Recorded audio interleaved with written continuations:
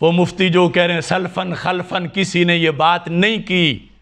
سلفن خلفن پڑھ تو لو، پہلے پڑھو، تب پتا چلے گا کہ سیدہ کا ادب کیا ہے. توہین کرنے والوں کا کلچر چاٹ کر آج انہی کی بولی بولنا شروع کر دی. ادب سیکھنا ہے تو اہل سنت ہی سکھائیں گے. سیدنا پیر میر علی شاہ رحمۃ اللہ علیہ سکھائیں گے، امام احمد رضا بریلوی سکھائیں گے، ادب داتا گنج بخش اجویری سکھائیں گے رحمۃ اللہ علیہ. اب دیکھیے یہ بحر العلوم مسلم الثبوت کی شرح. علماء جانتے ہیں کہ اصول فقہ میں مسلم الثبوت کا جو مقام ہے 286 صفحہ ہے. فواتح الرحمود شرح مسلم الثبوت. مسلم الثبوت اصول فقہ کی آخری اتھارٹی ہمارے درس نظامی میں بھی، اس پر اس کی جو شرح بحر العلوم فواتح الرحمود، اس سے صفحہ نمبر 286 سے میں پڑھنے لگا ہوں. اب میں اس کی زیادہ وضاحت نہیں کروں گا کیونکہ میں صرف مفتیان کرام کے لیے پڑھ رہا ہوں اور وہ سمجھ لیں گے. وَأَهْلُ الْبَيْتِ رضی اللہ تعالی عنہم كَسَائِرِ الْمُجْتَہِدِينَ يَجُوزُ عَلَيْهِمُ الْخَطَأُ فِي اجْتِہَادِهِمْ، کہ اہل بیت اطہار رضی اللہ تعالی عنہم کے لیے اجتہاد میں خطا جائز ہے. کسائر المجتہدین، جیسے باقی مجتہدین کے لیے احتمال ہے خطا کا. وہم یصیبون و یخطئون، تو ایسے ہی یہاں بھی اہل بیت اطہار علیہم الرضوان وہ بھی کبھی مصیب کبھی مخطی، یعنی اجتہاد کے لحاظ سے. یہاں صغیرہ کبیرہ گناہ والا معاملے نہیں بات ہو رہی، اجتہاد کے لحاظ سے. اور یہ باقاعدہ بحث معصومیت کی کرتے ہوئے روافض کا رد کر کے انہوں نے بات آگے شروع کی کہ روافض یہ کہتے ہیں کہ آل پاک کا کہنا بھی نبیوں کا کہنا ہے چونکہ ان کی طرح معصوم ہے. تو انہوں نے کہا نہیں، آل پاک معصوم نہیں، محفوظ ہیں. تو انبیاء علیہ السلام کے فتوے کی حیثیت اور ہے، اہل بیت اطہار علیہم الرضوان کے فتوے کی حیثیت اور ہے. یہ اصول ہے اہل سنت کا. وَقَضَا يَجُوزُ عَلَيْهِمُ الزَّلَّةُ زَلَّةُ الْقَارِ عَلَيْهِمْ اہل بیت وَهِيَ وُقُوعُهُمْ فِي أَمْرٍ غَيْرِ مُنَاسِبٍ لِمَرْتَبَاتِهِمْ مِنْ غَيْرِ تَعَمُّدٍ، یعنی بغیر ارادے کے ذلت. اب آگے اس کی مثال لکھی ہوئی ہے. سلفن خلفن والے ذرا کان صاف کریں. کما واقع من سیدۃ النساء رضی اللہ تعالی عنہا من ہجرانہا خلیفۃ رسول اللہ صلی اللہ وآلہ واصحابہ وسلم حین منعہا فدک من جہت المیراث ولا ذنب فیہ. سلفن خلفن کہنے والوں یہ تو ابھی درس نظامی ہے. درس نظامی میں اصول فقہ کے اندر اس ایتھنٹک اتھارٹی کے اندر یہ لکھا ہے کہ اہل بیت اطہار علیہم الرضوان کے لیے اجتہادی خطا جائز ہے. اور اس کے جواز کے لحاظ سے آگے مثال کیا لکھی ہے. مثال جو ہے میں اس کا ترجمہ نہیں کرتا لیکن عبارت میں پھر پڑھ کے سنا دیتا ہوں. کما واقع من سیدۃ النساء رضی اللہ تعالی عنہا من ہجرانہا خلیفۃ رسول اللہ صلی اللہ علیہ وآلہ وصحبہ وسلم حین منعہا فدک من جہت المیراث. تو یہ مثال دے کر خطا اجتہادی کی. آگے کا ولا ذنب فیہ، خطا تو ہے مگر ذنب نہیں ہے. ولا ذنب فیہ، تو کیا اپنا سارا اصول دفن کرو گے روافض کی خوشنودی کے لیے؟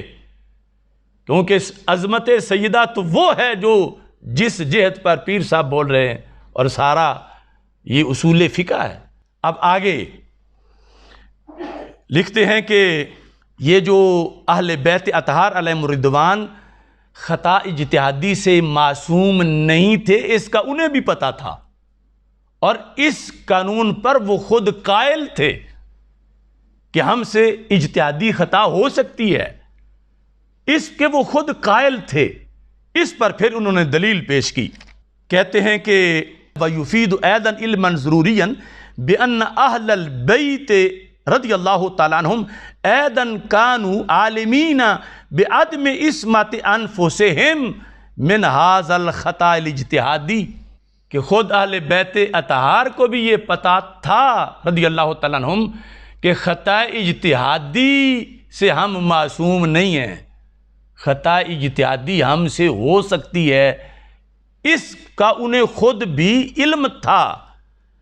الم ترى، اب مثال دیکھو، الم ترى کیف رد ابن مسعود رضی اللہ تعالیٰ عنہ قول امیر المومنین علی رضی اللہ تعالیٰ عنہ فی عدت الحامل المتوفى عنہا زوجہا، کہ حاملہ جس کا خاوند فوت ہو چکا ہو، اس مسئلے میں عبداللہ بن مسعود رضی اللہ تعالیٰ عنہ نے حضرت مولا علی رضی اللہ تعالیٰ عنہ کا قول رد کر دیا کہ تمہارا قول درست نہیں۔ تو رد جب کیا تو حضرت مولا علی نے یہ نہیں کہا کہ ہم اہل بیت ہیں اور ہمارا قول رد نہیں ہوتا، خطا کا امکان ہی نہیں ہے۔ مولا علی نے تسلیم کیا، عبداللہ بن مسعود رضی اللہ تعالیٰ عنہ کے رد پر مولا علی نے اس اصول کو تسلیم کیا کہ اجتہادی خطا ممکن تھی۔ تو یہ تو ساری پہلے مثالیں دی گئی ہیں، اور اس میں نقص نام کی کروڑواں حصہ وہ بھی نہیں، یہ ان کی فضیلت ہے کہ اجتہاد میں خطا ایک نیکی اور ثواب اسے کہا گیا ہے۔ یہ سلفن خلفن کہیں جن کے کانوں کو پتہ ہی نہیں، تو یہ تو ساری مثالیں لکھی ہوئی ہیں، اور یہ اصول کا حصہ ہے۔ میں کوئی اخبار نہیں پڑھ رہا، میں درس نظامی کے نصاب کی اتھارٹی جو اصول میں وہ پڑھ کے بتا رہا ہوں، اور اس پر پھر آگے باقاعدہ آیات لکھ کر وہ کئی مثالیں دی کہ فلاں مسئلہ میں مولا علی رضی اللہ تعالیٰ عنہ سے فلاں سے ابھی نے یہ اختلاف کر کے ان کا قول رد کیا، تو انہوں نے یہ نہیں کہا کہ ہم اہل بیت کی تو خطا ہو ہی نہیں سکتی، تم میرا قول کیسے غلط ہو سکتا، بلکہ انہوں نے تسلیم کیا اس حقیقت کو کہ اجتہادی خطا کا امکان ہے اور وہ عیب نہیں، چونکہ غیر نبی ہیں اور ان کے لیے اجتہادی خطا عیب نہیں بلکہ باعث اجر و ثواب ہے۔